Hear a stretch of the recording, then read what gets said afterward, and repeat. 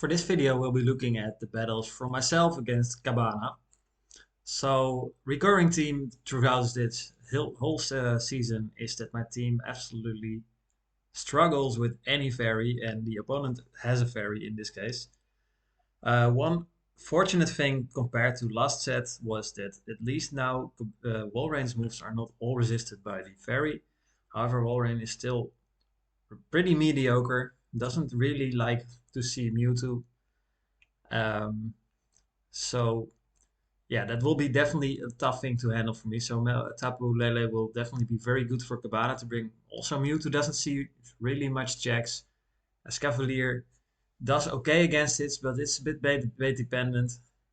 And for the rest, it doesn't see any resistances other than Cresselia, which just doesn't look that great in this matchup anyway.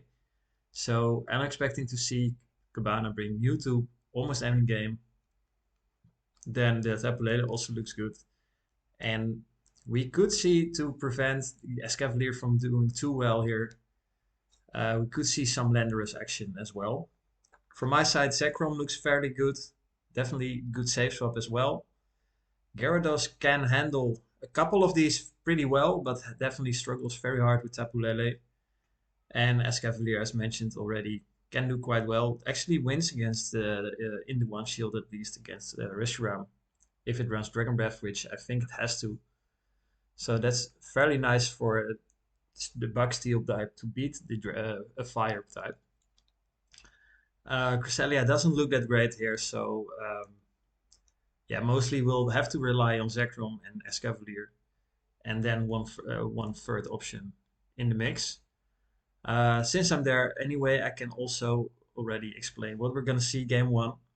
I brought the Ice Fang Zamazenta mostly because in practice I saw that Zarude's save swap was super annoying to handle because it actually does win the zeros against Zekrom if it doesn't have Outrage. And if you put your Escavalier on it, it gets farmed by Landorus, and then that's not really something I can handle with my team anymore. So I brought in the Zamazenta with Ice Fang basically as a counter option to swap into Landorus or Zarude save swaps to at least give myself a chance if that happens. So let's head into game one and see the results.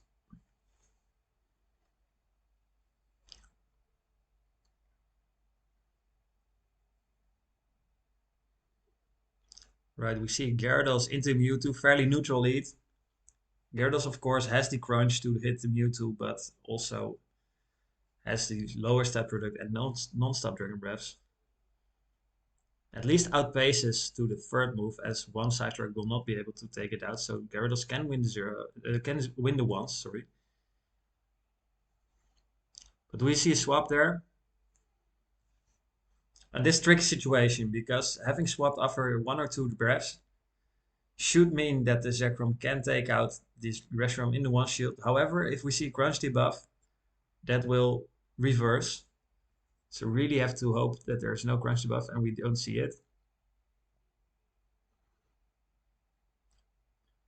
And that's really pretty much on 1 HP or something like that, maybe 2.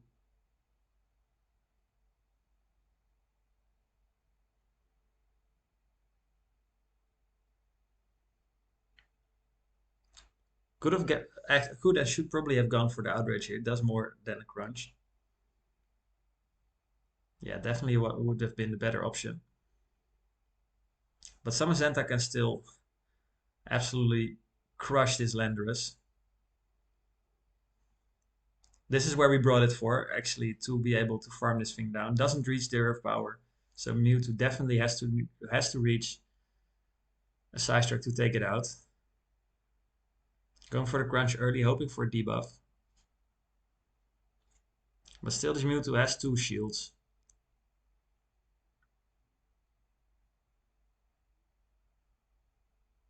I have to shield here, unfortunately, so if the Mewtwo manages to farm this down, then we're in huge trouble. Of course, the Zamazenta does not take any side strikes really well.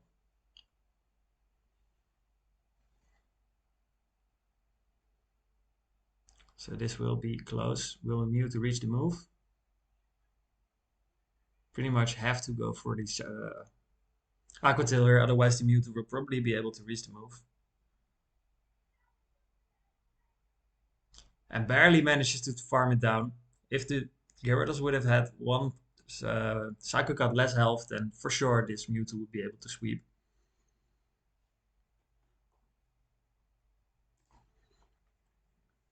So the Zamazenta pretty much did the job as it was supposed to do, taking the first game. However, we did not see any Tapu Lele yet. Zamazenta into Reshiram, fairly neutral lead. However, of course, no stab move, so it's pretty annoying.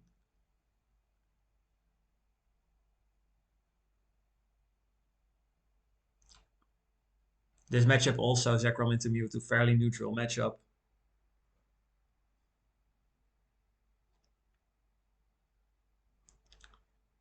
One side strike will barely not be enough to take the Zekrom out. However, put it super low that even if it comes out of here, it's basically farm bait.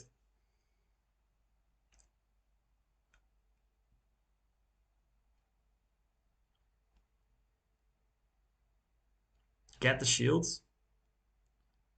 So likely we'll try to farm this down with the Zamazenta and have some energy lead. Of course, at the expense of shield. That's what we're gonna see.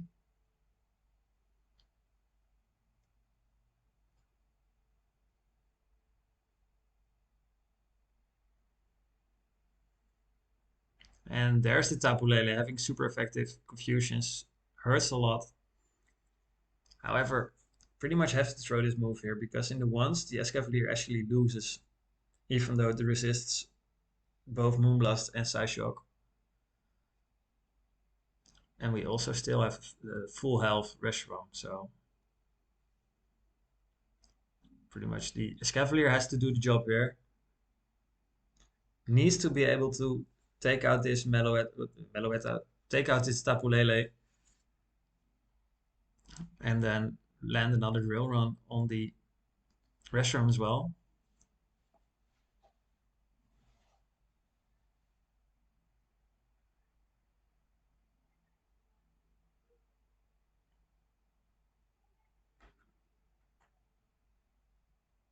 And that Moonblast is just enough to take out the Escavalier. And even in close combat, if I would reach it, would likely not be enough. So that's 1-1. And we see what I mentioned, the Tapu Lele being super strong against my team. Not other players that I can handle it fairly nice. So have to see how we adapt here. Escavalier into Mewtwo, as said, fairly neutral. Have to rely a little bit on bait. So definitely an awkward matchup to find yourself in. Mewtwo throwing at 7. Could be Thunderbolt for my Waters or Shadow Ball. Just for the, mostly for the Cresselia then. Otherwise you can also bring Fire Punch. Fire Flamethrower, sorry. Going for the nuke. Hoping it won't get shielded. But now we're in a little bit of problem because this Mewtwo is loaded now.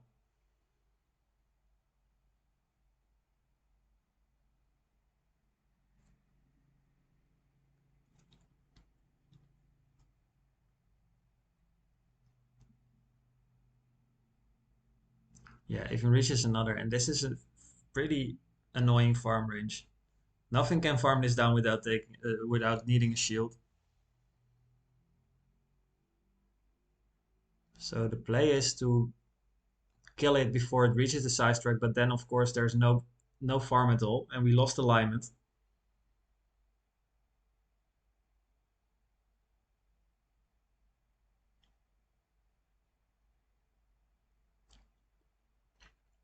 And as said, Tapu Lele wins the once against Escavalier.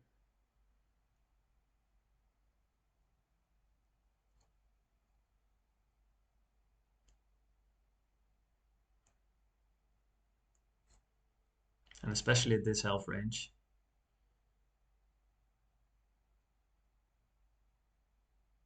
Here the side shock should be enough.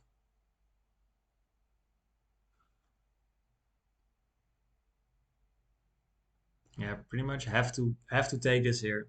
But that doesn't really matter. The Reshiram should be able to farm me down at this point. And must say that does an enormous amount of damage. No need to throw here, this is game over.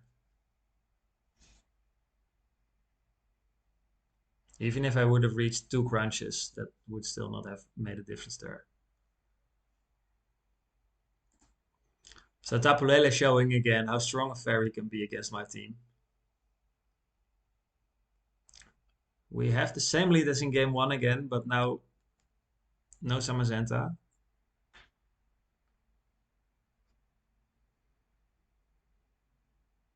And especially if we expect this Tapulele again, then of course having your Gyarados here is pretty good for me. Because the Gyarados really doesn't appreciate the Tapulele.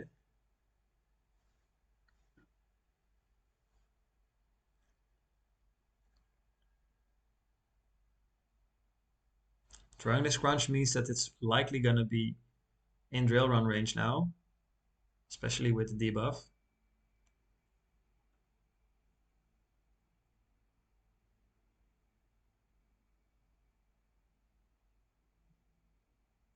We see the shield.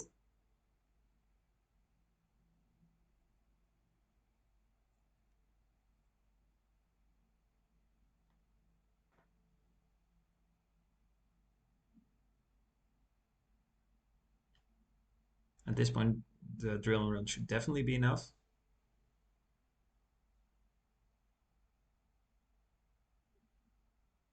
But we don't have any energy anymore. And this Escavalier definitely is in side strike range.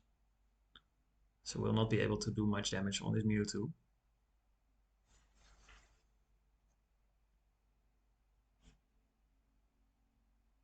Yeah, unnecessary Shadow Ball. Side strike would definitely have been enough here anyway. Hoping to catch here. But this is game over.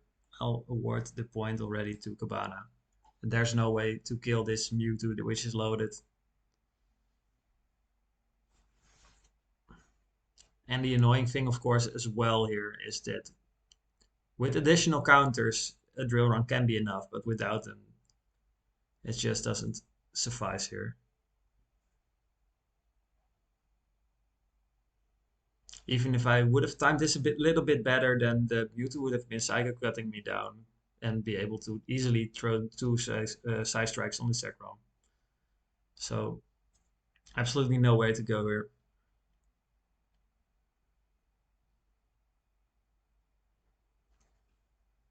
So this said, we definitely saw Cabana learning from game 1. Tapu Lele was a super hard threat to me, for me, and we also see the nice overheat BM. So let's award him with the style point for that.